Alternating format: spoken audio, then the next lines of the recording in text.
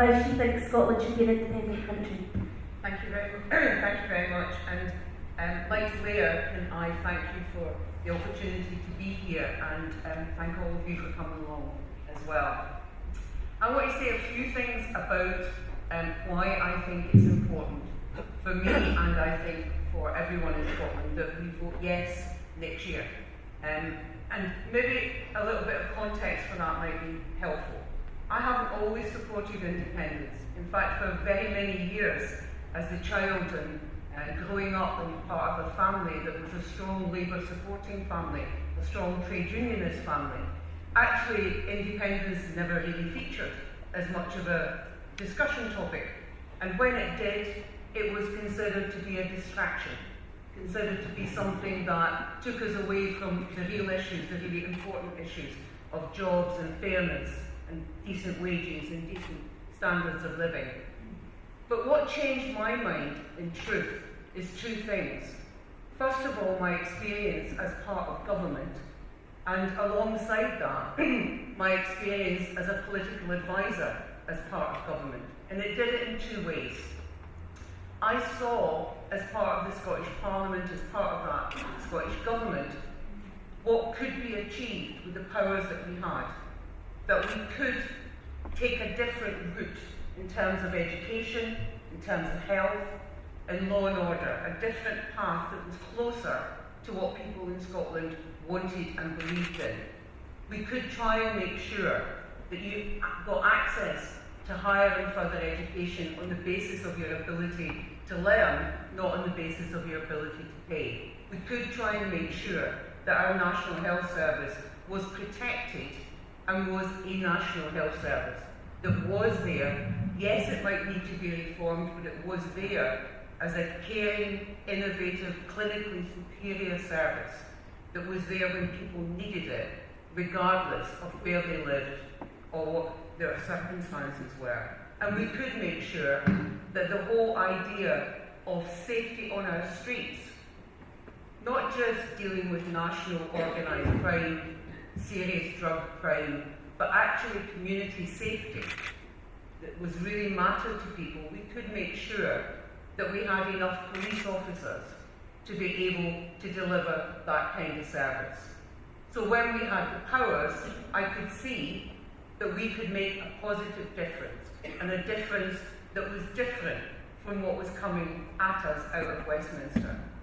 But the other thing that changed my mind and made me start to think about it was the other experience as part of that Scottish Government in the early 2000s. And that was also seeing where we didn't make a difference, where we didn't, for example, stand up against the detention of young children in Dungavel simply because they were the children of asylum seekers. A shameful, inhuman, and utterly reprehensible act. And why did we not stand up against that? Because we were part of a government that was part of a United Kingdom party that was in government at Westminster, and God forbid that we would ever embarrass them. So I saw two sides of that particular coin, and I began to think, where does our best bet lie?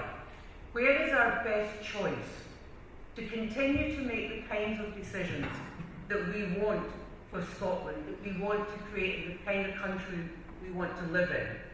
Does it lie in our own hands through our own parliament?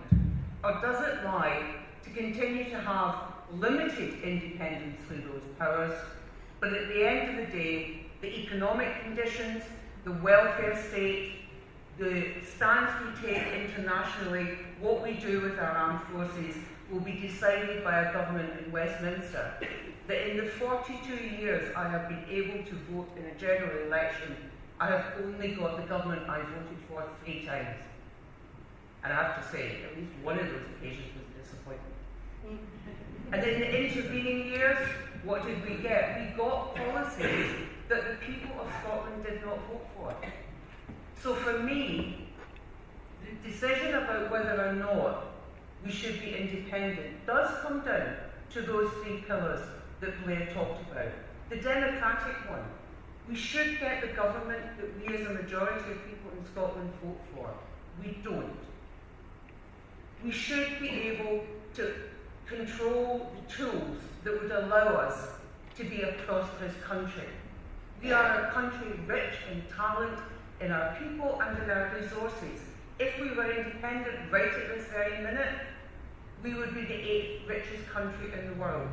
For each of the last 30 years, we've taken more in tax and contributed more in tax that comes from earning to the Treasury than any other part of the UK. So we have the capacity to be prosperous in our talent, in our hard work, in our natural resources, and in how far we've come already. And the third pillar is just straightforward fairness. Because we may be, if we were independent right at this very minute, the 8th richest country in the world, but we're actually part of the 4th most unequal country in the Western world. That is shameful. I find that shameful. All those resources that you create, that I create, that people like us create, are not shared equally. That we still have children in poverty. We still have, in fact, increasingly, numbers of people who are using food banks. People in work, people earning, and because of a whole raft of welfare policies, taxation policies, what increasingly is happening is that people who are rich are getting richer, and the rest of us are struggling more and more each day. And yet, if you look at what we have done as a country through our Scottish Parliament, we have promoted fairness and equity as best as we can. So it is about choice. As Blair said, and Ellen said before, those of us who support independence, some are in political parties, some, like me, are in none. It is not a party political issue. It is a question of choice. Really important choice for each of us that matters not just for us, but for the children we're bringing up, for the families they will have in the future. What kind of country do we want?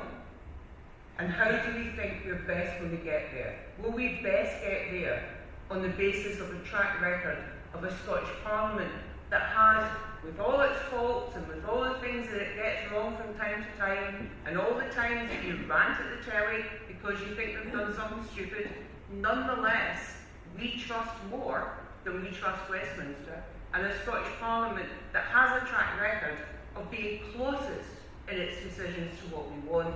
Or do we stay as part of Westminster, which doesn't have that kind of track record? So this, for me, is about choice. I don't think there is any question that we could be independent. We have the capacity, we have the resources, we have the wealth, most importantly, we have the talent. Should we be independent? Yes, I think we should. Because our best bet lies in our own hands. And that's why I support independence.